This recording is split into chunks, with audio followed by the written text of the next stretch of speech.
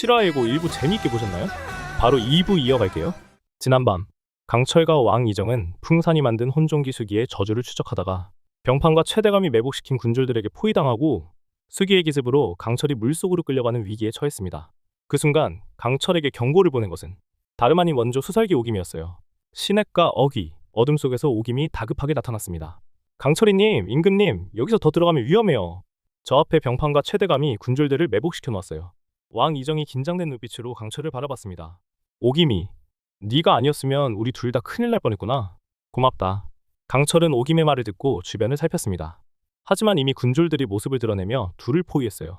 하, 이놈들. 내가 힘이 예전만 못해도 이런 졸개들 따위에게 질 순 없지. 강철은 회오리를 일으켜 군졸들을 한 번에 날려버렸어요. 그러나 그 틈을 타 물속에서 수기가 불쑥 튀어나와 강철의 발목을 낚아챘습니다. 이런... 강철은 순식간에 물속으로 끌려 들어갑니다. 왕 이정이 놀라 소리쳤어요. 여봐라, 구독과 좋아요를 눌러라. 귀궁7화 2부, 원한기와 골담초의 비밀. 여리와 중전이 수기의 살로 인해 사경을 헤매고 있을 때 한양장터에는 뜻밖의 인물이 모습을 드러내고 있었습니다. 가섭스님이 평소에 스승님께서 좋아하시는 호박엿을 사러 잠시 한양장터에 들른 것이었어요. 이렇게 오랜만에 산사를 내려오니 세상이 많이 변했구나. 여리와 강철이가 한양에 들어간 뒤 걱정이 들었는데 가섭스님은 호박엿을 살펴보다 문득 코끝에 스치는 이상한 냄새에 미간을 찌푸렸습니다. 분명 한낮인데도 한양 전체에 은은하게 악귀의 악취가 풍기고 있었어요. 이 냄새는 분명 원한기의 기운이다. 그것도 대낮에 이리 강하게. 호박엿을 사들고 골목을 빠져나오던 가섭스님의 눈에 이상한 광경이 들어왔습니다. 검은 기운을 흩뿌리며 따라가는 원한기와 그 앞에서 급히 걸음을 옮기는 젊은 여인. 가섭스님은 즉시 그녀가 최대감의 딸임을 알아보았어요. 저 아이는 최대감의 따님이로구나. 그런데 저 원한기는... 최대감의 여식 최소전은 비단 보자기에 쌓인 무언가를 품에 안은 채 급히 걸음을 재촉하고 있었습니다. 아버지 최대감이 나누는 대화를 엿들었던 신슬기는 윤갑도령이 다쳤다는 소식과 함께 궁에서 중전과 여리가 수기의 살해마저 위독하다는 사실을 알게 되었어요. 평소 윤갑도령을 흠모하는 슬기, 그대로 있을 수가 없었기에 며칠 전 벌이라고 준 담초를 가지고 윤갑도령이 거처하는 집으로 다시 향하고 있는 중이었습니다. 근데 이상하게 계속 누군가 따라오는 것 같은 기분이 드네. 뒤를 돌아보는 최소저. 하지만 원한기는 보통 사람의 눈에는 보이지 않았어요. 다만 으스스한 기운만이 소저의 등골을 서늘하게 만들 뿐이었습니다. 가섭스님은 빠른 걸음으로 최소저를 뒤쫓았습니다. 아가씨, 잠시만 기다려보시오. 소저가 걸음을 멈추고 돌아보자 가섭스님이 다가왔습니다. 스님, 무슨 일로? 아가씨의 뒤에 원한기가 따라붙었소. 아가씨가 품고 계신 것이? 혹시 윤갑도령과 열이라는 부녀가 맡긴 물건이 아닌가요? 어떻게 하셨습니까? 가섭스님은 원한기를 주시하며 말했습니다. 골담초는 보통 약초가 아니오. 상처를 치유할 뿐 아니라 악귀의 집착과 원한을 풀어주는 신비로운 약초지요. 그래서 저 원한기가 따라다니는 것이오. 가섭스님은 원한기를 향해 몇 마디 진언을 외웠습니다. 그러자 원한기가 조금 가까이 다가왔습니다. 네가 누구의 한을 품고 있는지 말해보거라. 원한기가 희미하게 속삭였습니다. 대감 최대감에게 복수하러 그의 여식을 따라다니는 중이오. 어떤 연유로 최대감에게 원한을 품고 있느냐? 내 가족들이 최대감의 명으로 몰살당했소. 산속에 숨어 살던 우리를 반역자라 모라. 가섭스님은 깊은 숨을 내쉬었습니다. 내 원한을 풀어주고 싶구나. 하지만 지금은 더 중요한 일이 있다.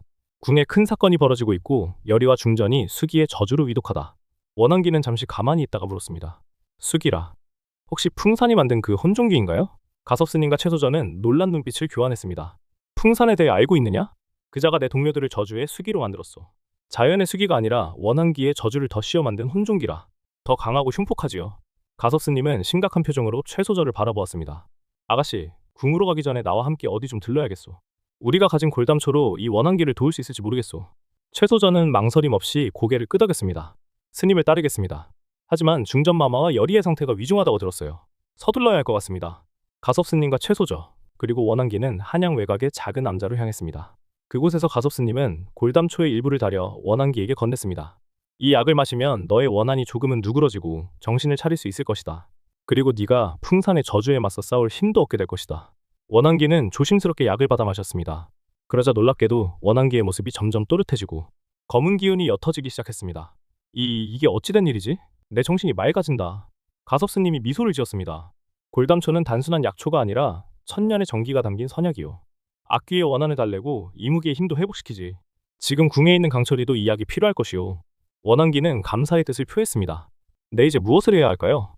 지금 왕과 강철이가 수기를 찾아 떠날 준비를 하고 있을 것이오. 그들을 따라가 도와주어야 하오. 특히 강철이가 수기와 맞닥뜨리면 큰 위험에 처할 테니 그때 도움을 주어야 하오. 최소저가 물었습니다. 그럼 전 어떻게 해야 하나요? 궁에 들어가야 하는데 가섭스님은 잠시 생각에 잠겼다가 말했습니다.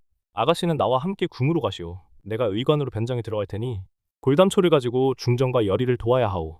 이렇게 각자의 임무를 확인하고 서둘러 움직이기 시작했습니다. 원한기는 왕과 강철이가 수기를 찾아 떠날 곳을 미리 알아보기 위해 앞서 떠났고, 가섭스님과 최소전은 중전과 열의를 구하기 위해 궁으로 향했습니다. 궁에 도착한 가섭스님과 최소전은 의관으로 변장한 가섭스님의 권위로 쉽게 중전의 처소에 접근할 수 있었습니다. 그들이 도착했을 때 열의와 중전은 이미 고열에 시달리며 의식이 희미한 상태였어요. 어서 골담초를 다려야 하오. 가섭스님의 지시에 따라 최소전은 재빨리 골담초를 다리기 시작했습니다. 그리고 가섭스님은 진언을 외우며 열의와 중전의 몸에 스며든 수기의 살을 조금씩 끌어내기 시작했어요. 그렇게 골담초의 약효가 퍼지자 열의와 중전의 상태가 조금씩 호전되기 시작했습니다. 이제 강철이와 왕을 도울 차례요. 최소저가 말했습니다. 아직 그들이 떠나지 않았다면 골담초를 전해줘야 해요. 가섭스님이 고개를 끄덕였습니다. 그렇소. 하지만 그들은 이미 수기를 찾아 떠났을 가능성이 크오. 이제 모든 것은 원한기의 도움과 그들의 운명에 달려있어. 그리고 밤이 깊어지자 강철이와 왕이정은 수기를 찾아 궁을 나서게 되었습니다. 그들이 모르는 사이 원한기는 이미 그들의 뒤를 따르고 있었고, 최대감과 병판이 매복해놓은 군졸들의 위치도 파악한 상태였습니다. 한편 물속 수기와의 사투. 깊은 물속에서 수기는 더욱 흉포한 모습으로 강철을 조여왔습니다. 강철은 필사적으로 몸을 비틀었으나 수기의 힘은 점점 더 강해졌습니다.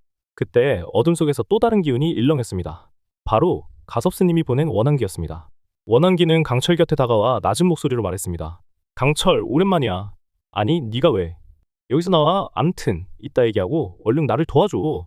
원한기는 수기를 향해 날카로운 기운을 내뿜었습니다. 이 수기는 원래 제 동족이 아니었어. 풍산이 저주를 변이시킨 혼종기지.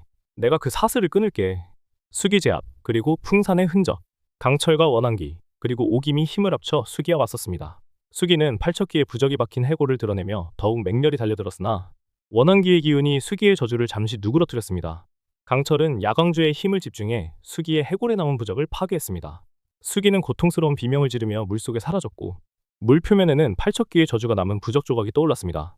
오김이 조심스럽게 부적을 건네며 말했습니다. 이 부적, 풍산의 주술이 분명합니다. 게다가 이 문양, 최대감과 병판이 연루된 증거일지도 모르겠네요. 원한기는 부적을 바라보며 이를 악물었습니다. 최대감, 또 이런 짓을 벌이다니. 강철은 왕 이정에게 고개를 끄덕였습니다. 이제 풍산의 본거지를 추적할 수 있는 단서가 생겼어. 왕 당신은 궁에 돌아가 열의와 궁전이 괜찮은지 살펴봐. 난 풍산의 흔적을 쫓을게. 왕 이정은 잠시 망설이다가도 결연한 목소리로 말했습니다. 아니다. 내 아들과 중전, 그리고 궁궐을 지키기 위해서라도 끝까지 함께하겠다. 거참 말드럽게 안 듣네. 인간인 네가 할 수 있는 게 없어요. 그냥 궁으로 가서 열이랑 중전을 챙기라니까. 그렇게 강철이는 원한기와 수살기 오김의 도움을 받았습니다. 부적에 묻은 진흙과 향냄새, 그리고 수기가 사라진 강가 주변의 흔적을 따라 풍산과 최대감, 병판이 숨겨둔 본거지를 추적하기 시작했습니다. 재미있게 보셨나요?